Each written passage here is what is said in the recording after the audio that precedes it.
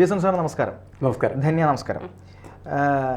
ഈ എന്താണ് പിണറായി വിജയൻ PV അൻവറിനെ തേച്ചു എന്നാണ് ഇപ്പോൾ സോഷ്യൽ മീഡിയയിലൊക്കെ ഇങ്ങനെ വന്നുകൊണ്ടിരിക്കുന്നത്. കാരണം കൃത്യമായി പിണറായി പറഞ്ഞിരിക്കുന്നു, എന്താണ് അൻവറെ നീ നിൻ്റെ പണി നോക്ക്, ADGPയെയും അതുപോലെ തന്നെ ശശിയെ ഒന്നും മാറ്റാൻ പോകുന്നില്ല, ശശി വളരെ കൃത്യമായി കൈകാര്യം ഏൽപ്പിച്ച ജോലി ചെയ്യുന്ന ആളാണ് എന്ന് കൃത്യമായി പറഞ്ഞിരിക്കുന്നു. അതായത് അൻവറിനോട് കടക്ക് പുറത്ത് എന്ന് തന്നെയാണോ പിണറായി പറഞ്ഞിരിക്കുന്നത്? അല്ല, അൻവറിൻ്റെ പൊസിഷൻ അനുസരിച്ച് സംസാരിച്ചിരുന്നെങ്കിൽ ഇങ്ങനത്തെ പ്രശ്നങ്ങളിലേക്ക് അൻവർ എത്തിച്ചു വരുമായിരുന്നില്ല എന്നാണ് ഞാൻ മനസ്സിലാക്കുന്നത്. കാരണം അൻവർ ആരോപണം ഉന്നയിക്കുന്നത് CPMൻ്റെ സംസ്ഥാന കമ്മിറ്റി അംഗമായിരിക്കുന്ന P ശശിക്കെതിരെയാണ്. അപ്പോൾ P ശശി സംസ്ഥാന കമ്മിറ്റി മെമ്പറും അൻവർ എന്ന് പറഞ്ഞ പാർട്ടിക്ക് പുറത്തുള്ള ഒരാളാണ്. അങ്ങനെ പാർട്ടിക്ക് പുറത്തുള്ള ഒരാൾ പാർട്ടിയുടെ സംസ്ഥാന കമ്മിറ്റിക്കെതിരെ എന്തെങ്കിലും തരത്തിലുള്ള ആരോപണങ്ങൾ ഉന്നയിച്ചാൽ അത് പാർട്ടി പരിഗണിക്കണം എന്നില്ല. അതെൻ്റെ ഒരു ബേസിക് നേച്ചറാണ്. പക്ഷേ അൻവറിന് ഇക്കാലം വരെയും കേരളം എന്ത് ചെയ്യായിരുന്നു? തോളിലേറ്റിക്കൊണ്ട് നടക്കുകയായിരുന്നു. അൻവറെ നീ പറയൂ, അടിക്ക് പിണറായി, ശശിനെ അടിച്ച് പുറത്തിട് എന്നൊക്കെ പറഞ്ഞ്, കാരണം ജനങ്ങളുടെ ഒരു വികാരം അത്രമാത്രം ശക്തമാണ് പിണറായിക്കെതിരെ എന്നാണ് നമ്മൾ മനസ്സിലാക്കേണ്ടത്. അതുകൊണ്ടായിരുന്നു അൻവർ ആരായിരുന്നാലും പറയട്ടെ അൻവർ എന്ന നിലപാട് യഥാർത്ഥത്തിൽ ജനങ്ങൾ സ്വീകരിക്കുകയും ജനങ്ങളതിൽ ആഹ്ലാദിക്കുകയാണ് ചെയ്യുന്നത്. കാരണം P ശശിക്കെതിരെ പാർട്ടിക്കകത്ത് പോലും അതിശക്തമായിട്ടുള്ള നിരവധി ആരോപണങ്ങൾ നിലവിലുള്ളതാണ്. അപ്പോൾ എന്തിന് അത്തരത്തിലുള്ള ഒരാൾ ഈ പിണറായി വിജയൻ എന്ന് പറയുന്ന മുഖ്യമന്ത്രിയുടെ ഓഫീസിൽ പൊളിറ്റിക്കൽ സെക്രട്ടറി ആയിട്ട് ഇരിക്കുന്നു എന്നുള്ളത് പാർട്ടിക്കകത്തുള്ള ആളുകൾ തന്നെ ചോദിച്ചിരുന്ന ചോദ്യമാണ്. ആ ചോദ്യം അൻവർ ഏറ്റെടുക്കുകയും അൻവർ അത് നമ്മളോട് പറയുകയും ചെയ്തു, ഞാൻ ഈ കാര്യങ്ങളെല്ലാം ചെയ്യുന്നത് ഈ പാർട്ടിയെ രക്ഷിക്കുന്നതിന് വേണ്ടിയാണ് എന്നാണ് അൻവർ പറഞ്ഞുകൊണ്ടിരുന്നത്. അപ്പോൾ അത് അൻവറിനെ പോലെ ഒരാൾക്കും ആ പാർട്ടിയെ രക്ഷിക്കാനായിട്ട് കഴിയില്ല, ആർക്കും ആ പാർട്ടിയെ രക്ഷിക്കാൻ കഴിയില്ലെന്നാണ് ഞാൻ പൊതുവെ മനസ്സിലാക്കുന്നത്. അപ്പോൾ അൻവർ ആ പാർട്ടിയെ രക്ഷിക്കും എന്നുള്ള വിശ്വാസത്തിൽ കഴിഞ്ഞു കൂടിക്കൊണ്ടിരുന്ന ആളുകളുടെ തലക്ക് കൂടത്തിനടിക്കുകയാണ് യഥാർത്ഥത്തിൽ ഇപ്പോൾ പിണറായി ചെയ്തിരിക്കുന്നതെന്ന് എനിക്ക് തോന്നണം. സാർ ആദ്യം പറഞ്ഞതുപോലെ തന്നെ ഇരിക്കേണ്ടിടത്ത് അവനവൻ ഇരിക്കേണ്ടിടത്ത് ഇരുന്നില്ലെങ്കിൽ അവിടെ നായികേറിയിരിക്കും എന്നുള്ളതാണ് അൻവർ തന്നെ അൻവറിന്റെ ഭാഷയിൽ തെളിയിച്ചിരിക്കുന്നത്. ഒരു ഇടതുപക്ഷ MLA, ഒരു ജനങ്ങൾ തിരഞ്ഞെടുക്കുന്ന ഒരു ജനപ്രതിനിധിയാണ്. പക്ഷെ അൻവറിന്റെ വായിൽ നിന്ന് വരുന്ന പല വാക്കുകളും അശ്ലീലം അങ്ങനെ തന്നെ പറയേണ്ടി വരും. ആ വാക്ക് ഉപയോഗിക്കേണ്ടി. ഇപ്പോൾ അഡ്വക്കേറ്റ് ജയശങ്കർ, അദ്ദേഹം ഇടതുപക്ഷത്തിന് ഒരിക്കലും അഭികാമ്യനായ ഒരാളല്ല. കാരണം ഇടതുപക്ഷത്തെ ഏറ്റവും കൂടുതൽ വിമർശിക്കുന്ന ഒരാളാണ്. കേരളം കണ്ട ഏറ്റവും മോശം മുഖ്യമന്ത്രി പിണറായി വിജയനാണ് എന്ന് ധൈര്യത്തോടെ തുറന്നു പറഞ്ഞ ഒരാൾ കൂടിയാണ് ജയശങ്കർ. ആ ജയശങ്കറിന്റെ തലയിൽ കക്കൂസ് മാലിന്യം ഒഴിക്കും എന്ന് പറഞ്ഞ അൻവർ, ആ അൻവർ വിചാരിച്ചത് മുഖ്യമന്ത്രി അൻവറെ പിന്താങ്ങി ADGP അജിത് കുമാറിനെയും പൊളിറ്റിക്കൽ സെക്രട്ടറി ശശിയെയും പിന്തള്ളുമെന്നായിരുന്നു. പക്ഷേ ഇന്നത്തെ പത്രസമ്മേളനത്തിൽ മുഖ്യമന്ത്രി രണ്ടുപേരെയും ചേർത്ത് പിടിക്കുകയാണ് ചെയ്തത്. ഇത് അൻവറിന് ഏറ്റവും വലിയ തിരിച്ചടിയില്ലേ? അല്ല, അൻവറിനെ അങ്ങനെ കയറൂരി വിട്ടിരുന്നത് എന്തിന് എന്ന് പല ആളുകളും ചോദിച്ചിരുന്നതായിട്ടാണ് ഞാൻ കേട്ടിട്ടുള്ളത്. പ്രത്യേകിച്ച് ജയശങ്കറിൻ്റെ തലയിൽ കക്കൂസ് മാലിന്യം ഒഴിക്കും, നിൻ്റെ മുണ്ടുരിഞ്ഞെടുക്കും എന്നൊക്കെ പറഞ്ഞ് കേട്ട സമയത്ത് അങ്ങനെ ചെയ്യാൻ പാടുണ്ടോ എന്ന് എന്നോട് ഒരുപാട് ആളുകൾ ചോദിച്ചിരുന്നു. അപ്പം ഞാൻ പറഞ്ഞ് അത് ജയശങ്കറിനെതിരെ മാത്രമല്ല, കേരള സമൂഹത്തിൽ ഒരാൾക്കുമെതിരെയും അത്തരത്തിലുള്ള ആക്ഷേപങ്ങളോ അത്തരത്തിലുള്ള പറച്ചിലുകളോ പാടില്ല എന്നുള്ള അഭിപ്രായക്കാരാണ്. കാരണം നമ്മൾ പൊളിറ്റിക്സ് എടുക്കുമ്പോൾ പൊളിറ്റിക്സിൽ നമ്മൾ അതിശക്തമായിട്ട് വിമർശനം നടത്തും. ഞാനൊക്കെ പിണറായി വിജയനെയൊക്കെ ശക്തമായിട്ട് വിമർശിക്കുന്ന ഒരാളാണ്. പക്ഷേ ഒരിക്കൽ പോലും അദ്ദേഹത്തെ വ്യക്തിപരമായി മോശമായ ഭാഷയിൽ വിമർശിച്ചിട്ടില്ല എന്നുള്ളതാണ്. കാരണം അങ്ങനെ വിമർശിക്കാൻ പാടില്ല എന്നുള്ളതാണ്. ഇവിടെ അൻവർ ചെയ്തുകൊണ്ടിരുന്ന കാര്യങ്ങൾ എന്താണ്, അൻവറിൻ്റെ ഭാഷ എന്തായിരുന്നു അദ്ദേഹത്തിൻ്റെ നിലപാടുകൾ, ഇതെല്ലാം പരിശോധിച്ച് കഴിഞ്ഞാൽ കേരളീയ സമൂഹം ഒരിക്കലും അതിനെ പ്രോത്സാഹിപ്പിച്ച് മുന്നോട്ട് കൊണ്ടുപോകാൻ പാടില്ലാത്തത് തന്നെയായിരുന്നു. മാത്രമല്ല, അദ്ദേഹം പറഞ്ഞ ഏറ്റവും വലിയ മനുഷ്യാവകാശ ലംഘനം എന്നെനിക്ക് തോന്നിയിട്ടുള്ളത് അദ്ദേഹം മറ്റുള്ളവരുടെ ഫോൺ കോളുകളെല്ലാം ചോർത്തി എന്നുള്ള ഇതിനുള്ള അധികാരം ആരാണ് ഇയാൾക്ക് കൊടുത്തിരിക്കുന്നത് എനിക്കറിയില്ല. നമ്മളുടെ പോലും ഫോൺ കോളുകൾ ചോർത്താനായിട്ട് നാം ആരെയും അനുവദിക്കുന്നില്ല. കാരണം നമ്മുടെ സ്വകാര്യതയിലേക്ക് ഇടപെടുക എന്ന് പറഞ്ഞാൽ നമ്മുടെ ജനാധിപത്യ ജീവിതത്തെ മുഴുവനും താർന്ന് തരിപ്പണമാക്കുക എന്നുള്ളതാണ്. അപ്പോൾ അതിനൊക്കെ ഒരു മടിയുമില്ലാതെ, അല്ലെങ്കിൽ ഈ നമ്മുടെ സോഷ്യൽ മീഡിയ ഭാഷയിൽ പറഞ്ഞ് ഒരു ഉളുപ്പുമില്ലാതെ വന്ന് സംസാരിക്കുന്ന ഒരാൾ. അദ്ദേഹത്തെ ആ രീതിയിൽ നമ്മൾ തിരിച്ചറിയേണ്ട ഒരു ആവശ്യമാണ്. ഇപ്പൊ അൻവറിനെ കുറിച്ച് ആരെന്ത് പറഞ്ഞാലും അൻവർ പിറ്റേ ദിവസം സോഷ്യൽ മീഡിയയിൽ ഹീറോ ആവാൻ വേണ്ടി വരും. ഇപ്പോൾ കോൺഗ്രസ്സുകാർ ജയശങ്കറെ പിന്താങ്ങിയപ്പോൾ പണ്ട് കോൺഗ്രസ്സുകാർ ജയശങ്കറിന്റെ വീട് അടിച്ചു തകർത്തത് പിന്നെ ഉമ്മൻചാണ്ടിയെ കുറിച്ച് എന്തോ പറഞ്ഞു എന്ന് പറഞ്ഞ് അതിനെ സോഷ്യൽ മീഡിയ. അപ്പൊ സാറിന് അത്തരത്തിൽ ഭയമുണ്ട് അൻവറെ കുറിച്ച് സംസാരിക്കാൻ? പൊതുവെ പാർട്ടിക്കുള്ള നമ്മുടെ പാർട്ടിക്കകത്തുള്ള നമ്മുടെ സുഹൃത്തുക്കളോടൊക്കെ നമ്മൾ സംസാരിക്കുമ്പോൾ പറയുന്നത് മിണ്ടാതിരിക്കാം, എന്തെങ്കിലും പറഞ്ഞാൽ നാളെ കുത്തിപ്പൊക്കിക്കൊണ്ട് വരും വല്ലതും ഒക്കെ, അതുകൊണ്ട് എന്തോ പറയട്ടെ എന്നുള്ളൊരു നിലപാട്. അതായത് എന്ത് പറഞ്ഞാലും അത് മൈൻഡ് ചെയ്യാതെ അങ്ങ് പോവുക, അതിനുള്ള വിലയെ അൻവറിന്റെ പാർട്ടിക്കകത്ത് കൊടുത്തിട്ടുള്ളൂ എന്നാണ് പലരും പറയുന്നത്. അങ്ങനെയാണോ? അല്ല, എനിക്കെതിരെ എന്തെങ്കിലും കുത്തിപ്പൊക്കി കൊണ്ടുവരാനായിട്ട് ഞാനൊന്നും മൂടി വെച്ചിട്ടില്ല. അപ്പം അതുകൊണ്ട് എനിക്കതിലൊരു ഭയമില്ല. മടിയിൽ കനമില്ലാതെ ഭയം. അല്ല, മടിയിൽ കനമില്ല എന്ന ആ പ്രയോഗം തന്നെ ക്ലീശയായി നമ്മുടെ സമൂഹത്തിൽ ഉപയോഗിച്ച്. അപ്പം ഞാൻ പറയുന്നത് എന്താ വെച്ചാൽ, നമുക്കൊന്നുമില്ല, നമ്മളൊരു തുറന്ന പുസ്തകം പോലെ ജീവിക്കുന്ന ഒരാളാണ്. അപ്പം അതുകൊണ്ട് അങ്ങനെ ഒന്നും പ്രത്യേകിച്ച് പൊക്കിക്കൊണ്ടുവരാനായിട്ട് ഇല്ല എന്നുള്ളത് കൊണ്ട് മാത്രമല്ല, നമ്മൾ സാധാരണ അത്യാവശ്യം വേണ്ട കാര്യങ്ങളെല്ലാം എല്ലാവരും വിമർശിക്കാറുണ്ട്. അതിലിപ്പോൾ നമ്മൾ BJP ആണോ, കോൺഗ്രസ് ആണോ, അല്ലെങ്കിൽ കമ്മ്യൂണിസ്റ്റ് ആണോ, മാർക്സിസ്റ്റ് പാർട്ടി ആണോ, നക്സലൈറ്റ് ആണോ എന്നും നമ്മൾ നോക്കാറില്ല. മുസ്ലിം ലീഗ് എല്ലാവരും നമ്മൾ വിമർശിക്കുന്നു.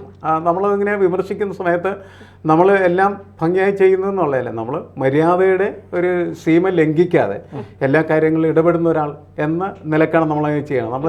എല്ലാവരും വിമർശിക്കാറുണ്ട്. പക്ഷേ ആ വിമർശനത്തിന് നമുക്കറിയാം അതിനൊരു നിയന്ത്രണ രേഖയുണ്ട്. എന്താണത്? നമ്മുടെ ഭാഷ. നമ്മൾ ഒരിക്കൽ പോലും മോശമായ ഭാഷയിൽ വിമർശനം നടത്താൻ പാടില്ല. വിമർശനം എന്ന് പറയുന്നത് വളരെ ക്രിയേറ്റീവ് ആയിരിക്കണം, അതുപോലെ തന്നെ അത് പോസിറ്റീവ് ആയിരിക്കണം. എങ്കിൽ മാത്രമാണ് നമ്മൾ നടത്തുന്ന വിമർശനം കൊണ്ട് നമുക്കോ സമൂഹത്തിനോ അത് കേൾക്കുന്നവർക്ക് എന്തെങ്കിലും ഗുണമുണ്ടാവുള്ളൂ. നമ്മളിപ്പോൾ അൻവറിൻ്റെയൊക്കെ കാര്യത്തിൽ നമ്മൾ കണ്ടുകൊണ്ടിരുന്നത് അങ്ങനെയല്ല. അതാണ് പ്രശ്നം. കാരണം അവർ അതൊട്ടും ക്രിയേറ്റീവായിട്ടുള്ള ഒരു ഡിസ്കഷൻ ആയിട്ട് പോലും നോക്കാനേ കണക്കാക്കാൻ പറ്റും. അതായത് ഈ വ്യക്തി അധിക്ഷേപത്തിലേക്ക് പോകാൻ പാടില്ല എന്നുള്ളത്. വ്യക്തി അധിക്ഷേപത്തിലേക്ക് പോകാൻ പാടില്ല. പിന്നെ ഭാഷയില്ല, ഭാഷ വളരെ പ്രധാനപ്പെട്ടതല്ലേ? തീർച്ചയായും. കാരണം ഭാഷ എന്ന് പറയുന്നത് നമ്മളിങ്ങനെ സംസാരിച്ച് നമ്മൾ ജീവിക്കുന്ന ഒരു സമൂഹത്തിൻ്റെ ഒരു ഭാഷയാണ്. ശരി, ആ ഭാഷ നല്ലതാണെങ്കിൽ മാത്രമാണ് നമ്മുടെ സമൂഹത്തിന് നമുക്ക് അതിനെക്കുറിച്ചൊരു ബഹുമാനം പുലർത്താനായിട്ട് പറ്റുള്ളൂ. ഇപ്പം നമ്മൾ പൊളിറ്റിക്കൽ ലീഡേഴ്സിനെ നമ്മൾ എതിർക്കുമ്പോഴും ചിലപ്പോൾ ഒക്കെ അവരുടെ നമ്മളെ കഴിവുകൾ അംഗീകരിക്കാറുണ്ട്. പിണറായി വിജയൻ നമ്മൾ ഔട്ട്റൈറ്റായിട്ട് പല കാര്യങ്ങളും എതിർക്കും. പക്ഷേ അദ്ദേഹത്തിൻ്റെ ചില ഗുണങ്ങൾ, അദ്ദേഹത്തിന് ഒരു ഒരു ലീഡർ കപ്പാസിറ്റി എന്ന് പറയുന്നത് നല്ല രീതിയിലുള്ള ഒരാളാണ്. അപ്പം അതുകൊണ്ട് നമ്മൾ അദ്ദേഹത്തെ അക്കാര്യത്തിൽ എന്ത് ചെയ്യും? അദ്ദേഹത്തെ പുകഴ്ത്തും അല്ലെങ്കിൽ അഭിനന്ദിക്കുകയൊക്കെ ചെയ്യും. പക്ഷെ പ്രശ്നം എന്താണെന്ന് വെച്ചാൽ നമ്മുടെ സമൂഹത്തിൽ ആളുകൾ അങ്ങനെയല്ല കാണുന്നത്. ഒരാളിങ്ങനെ എതിർക്കാൻ തുടങ്ങി കഴിഞ്ഞാൽ എല്ലാത്തിനും അങ്ങ് എതിർക്കുക, അനുകൂലിക്കാൻ തുടങ്ങിയാൽ എന്ത് വൃത്തിയാടി ചെയ്താലും അതിനെ അനുകൂലിക്കുകയും ചെയ്യും. അങ്ങനത്തെ ഒരു ക്യാരക്ടർ നമ്മുടെ കേരളീയ സമൂഹത്തിനുണ്ട്. അത് മാറേണ്ടത് ആവശ്യമാണ്. അത് മാറിയാൽ മാത്രമാണ് നമ്മൾ ഈ ക്രിട്ടിക്കൽ തിങ്കിങ് എന്ന് പറയുന്നത് ഒരു പ്രസക്തി ഉണ്ടാവും. സാർ, ഇതിലിപ്പോൾ ഏറ്റവും കൂടുതൽ ആരോപണം വന്നിരിക്കുന്നത് ADGP അജിത് കുമാർ RSSന്റെ ഒരു മുതിർന്ന നേതാവിനെ കണ്ടു എന്നുള്ളതാണ്. അത് മുഖ്യമന്ത്രിയുടെ അറിവോടെയാണ് എന്ന് ചിലർ വാദിക്കുന്നുണ്ട്. അതുകൊണ്ടാണ് മുഖ്യമന്ത്രി ഇപ്പോൾ അജിത് കുമാറിനെ മാറ്റുന്നില്ല, അത്തരത്തിൽ ചേർത്ത് പിടിക്കുന്നു. ഈ RSS CPM ബന്ധം ഇവിടെ തഴച്ച് വളരുന്നുണ്ട്, അല്ലെങ്കിൽ BJP CPM ബന്ധം അത് കാലങ്ങളായി ഇവിടെ തഴച്ച് വളരുന്നുണ്ട്, ഒരു അന്തർധാര, ഒരു ബാന്ധവം ഉണ്ട് എന്ന് പലരും പറയുന്നുണ്ട്. അത്തരത്തിൽ ഒരു വളർച്ച ഇവിടെ ഉണ്ടോ? അല്ല, പൊളിറ്റിക്കലായിട്ട് അങ്ങനെ ഒരു അന്തർധാരയ്ക്ക് പ്രസക്തിയില്ല. കാരണം ഇടതുപക്ഷത്തിൻ്റെ ഒരു രാഷ്ട്രീയം എന്ന് പറയുന്നത് RSSൻ്റെ രാഷ്ട്രീയത്തിൽ തികച്ചും വ്യത്യസ്തമാണ്. RSSൻ്റെ കൾച്ചറൽ പൊളിറ്റിക്സ് നമ്മൾ എടുക്കാം. ആ കൾച്ചറൽ പൊളിറ്റിക്സ് എടുക്കുന്ന സമയത്ത് പോലും RSS ഏറ്റവും ശക്തമായിട്ട് എതിർക്കുന്നത് കമ്മ്യൂണിസത്തെയാണ്. ഞാൻ പറയുന്നത് CPM അല്ല. കമ്മ്യൂണിസം എന്ന് പറയുന്ന ഐഡിയോളജിക്ക് എതിരെ അതിശക്തമായിട്ട് നിലപാടുള്ള ഒരു പ്രസ്ഥാനമാണ് RSS. അപ്പോൾ അതുകൊണ്ട് RSSന് ഒരിക്കൽ പോലും കമ്മ്യൂണിസ്റ്റ് പാർട്ടികളുമായിട്ട് ഒരു അന്തർധാര എന്ന് പറയുന്നത് സാധ്യമായ കാര്യമല്ല രാഷ്ട്രീയമായിട്ട്. ഇനി അതല്ല, അന്തർധാര ഉണ്ടാകാം, ഇല്ലെന്ന് നമ്മൾ പറയാനുള്ള കാരണം എന്ന് വെച്ചാൽ അത് വ്യക്തിപരമാണ്, അധികാരത്തിൻ്റെ അവസ്ഥയിൽ നിൽക്കുന്നതുമാണ്. അധികാരത്തിൻ്റെ കാര്യത്തിൽ പല അന്തർധാരകളും നടക്കുന്നുണ്ട് എന്ന് തന്നെ നമ്മൾ മനസ്സിലാക്കേണ്ടത്. രാഷ്ട്രീയമല്ല ശരിക്കും പറഞ്ഞാൽ, വ്യക്തിപരമായി. ഇപ്പോൾ ഉള്ള വിഷയം അത് തന്നെയാണ്. കാരണം ADGPക്ക് RSSനെ നേതാവിനെ കാണുന്നതിന് കുഴപ്പമില്ല.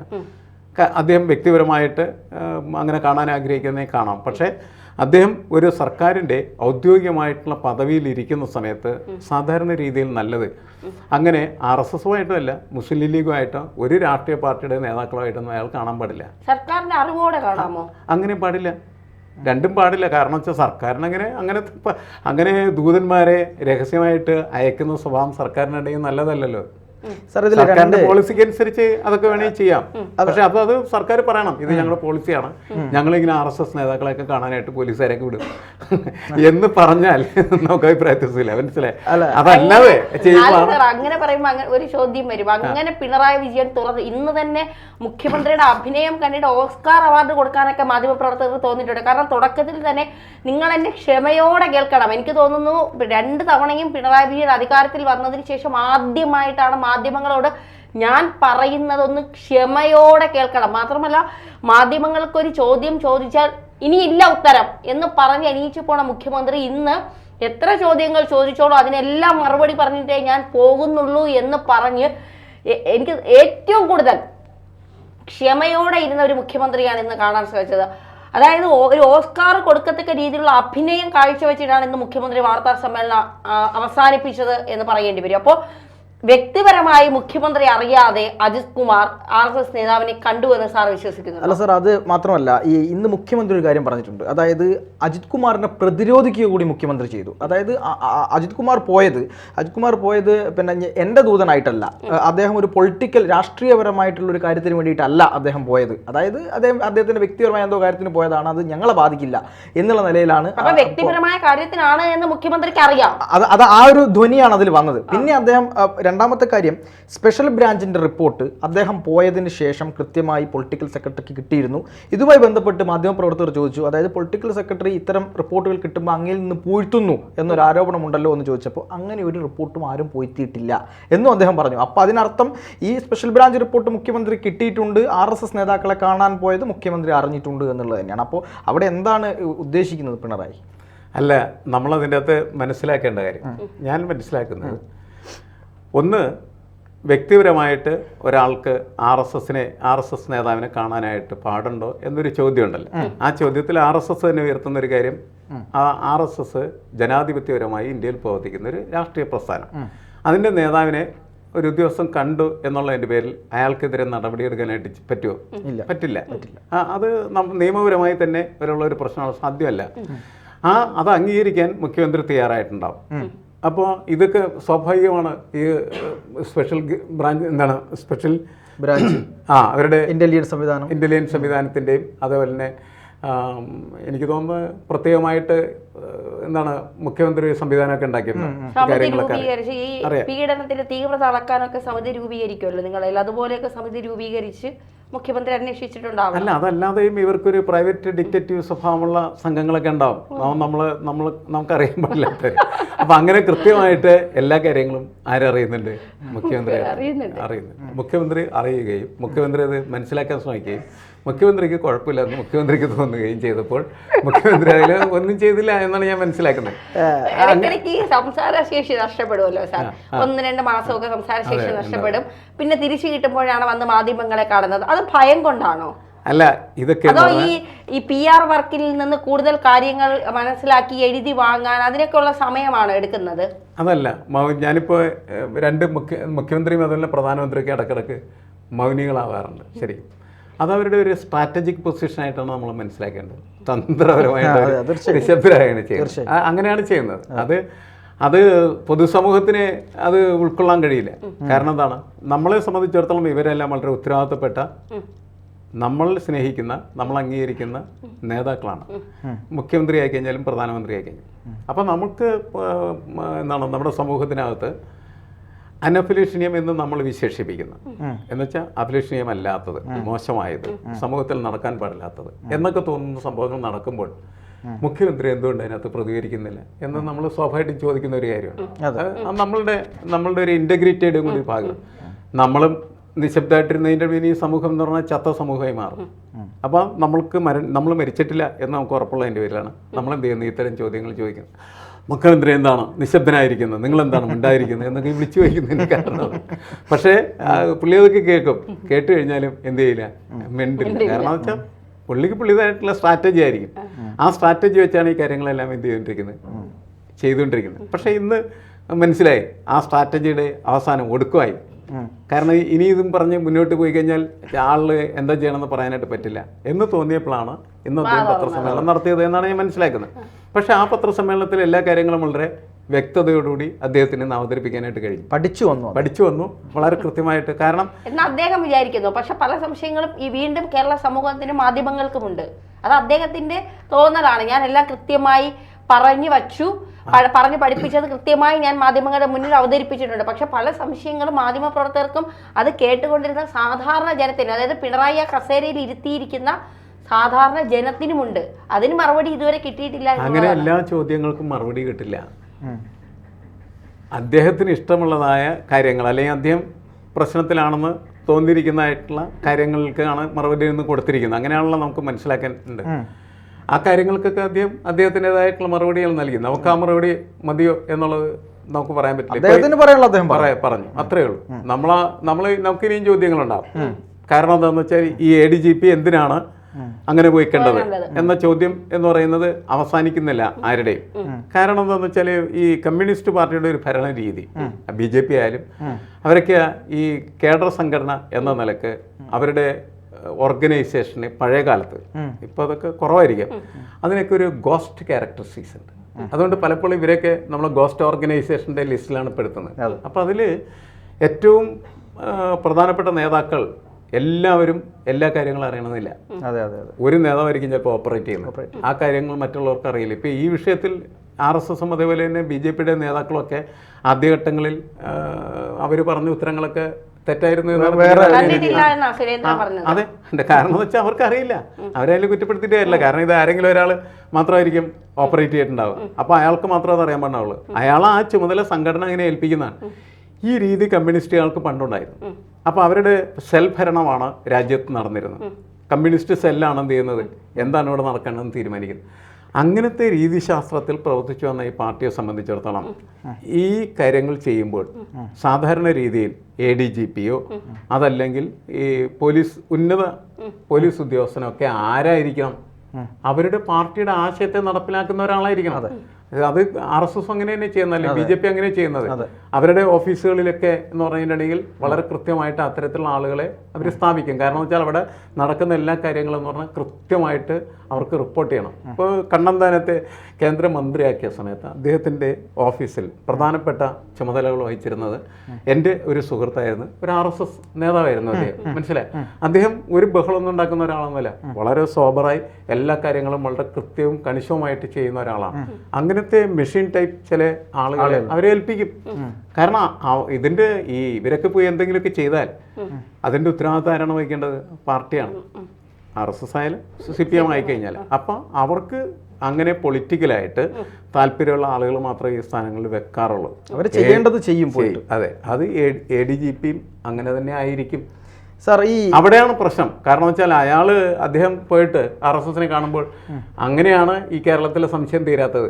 ഈ ADGP വെച്ചിരിക്കുന്നത് അയാൾ പോയത് അയാളുടെ വ്യക്തിപരമായിട്ടുള്ള സ്വകാര്യമായ കാര്യത്തിനായിരുന്നോ അതോ പിണറായി വിജയന്റെ സ്വകാര്യമായ കാര്യത്തിനായിരുന്നു എന്ന് പറയുന്ന ഒരു ചോദ്യത്തിന് ഉത്തരം ഇതുവരെയും കിട്ടാതെ പോകുന്നതിന്റെ കാരണം അതാണ്.